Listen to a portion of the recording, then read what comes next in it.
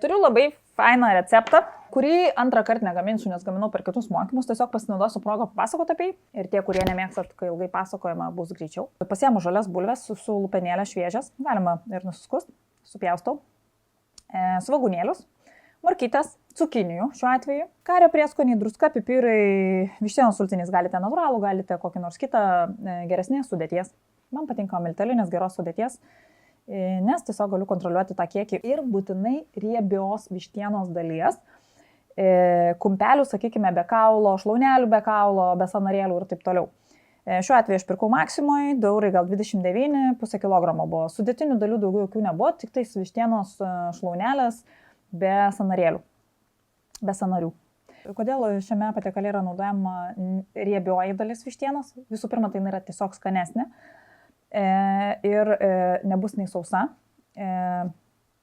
Ir šiaip vištienos krūtinėlė yra populiariausia mėsa ir jinai nėra tokia maistiškai naudinga kaip ši, nes ši turi daugiau įvairovės visokios, plus yra skanesnė.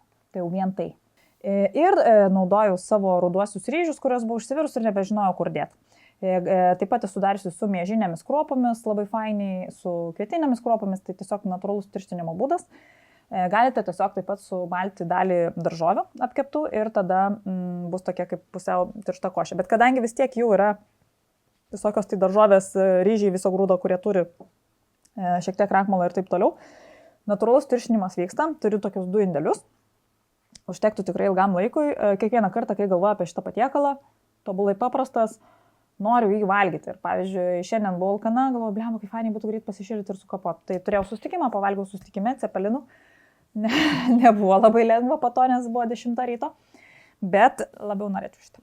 Tai tiesiog pasiemate svogūnus su alyvuogių aliejumi aukšto, tai yra specifinės rūšies, kur aukštesnis oleino kiekis, nes jau rodyta yra, kad jie nebijo taip karščio ir nesusidaro mums žalingi junginiai.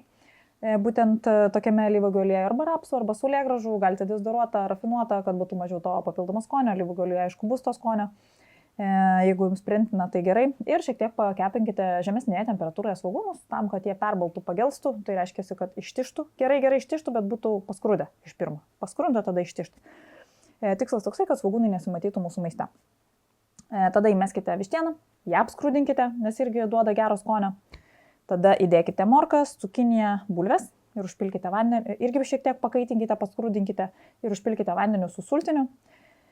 Ir leiskite viskam troškintis. Jeigu norite, turite žalius ryžius, turiu omeny nevirtus, nusiplaukite juos ir tada dėkite į vidų iš karto ir troškinkite viską, žodžiu, vieno puodo pagrindas ir pasigamina per 30 minučių, tikrai labai skanus patiekalas ant pačio galo. Negalite ir pradžioje, jeigu norisi, įdėti ir apskrudinti tos pačius kario prieskonius. Aš naudoju belenkurios, kurios turiu savo prieskonių spintelėje, nes ar taip tie kario prieskoniai labai ilgai naudojasi, tai galite naudoti kažkokius net ir šiek tiek kitokius, gal net jums pabodusius prieskonius, bet karis čia labai tinka, nes taip pat suteikia tikrai labai gražią spalvą šitam maistui.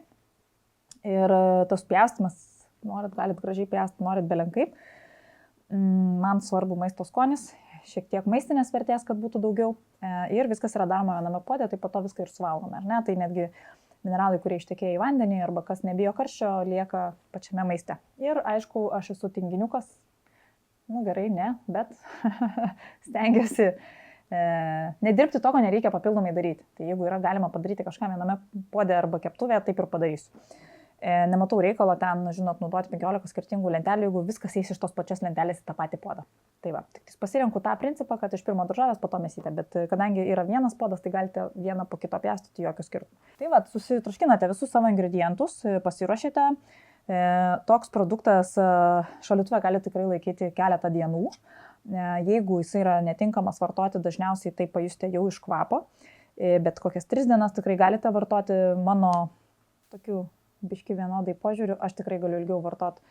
Ir žinot, juokingas yra dalykas toks, kad net ir jeigu kažkur kažką namuose biški, dažniausiai ne iš mūsų nei vienas nesame apsinuodiję namuose. Dėl to, kad mes žinom, kaip viskas vyksta ir šiaip esame pratę laikyti dalykus šaldytuve ten, kur jie ir turi būti. Tai va, skanaus pasišildysiu ir eisiu valgyti.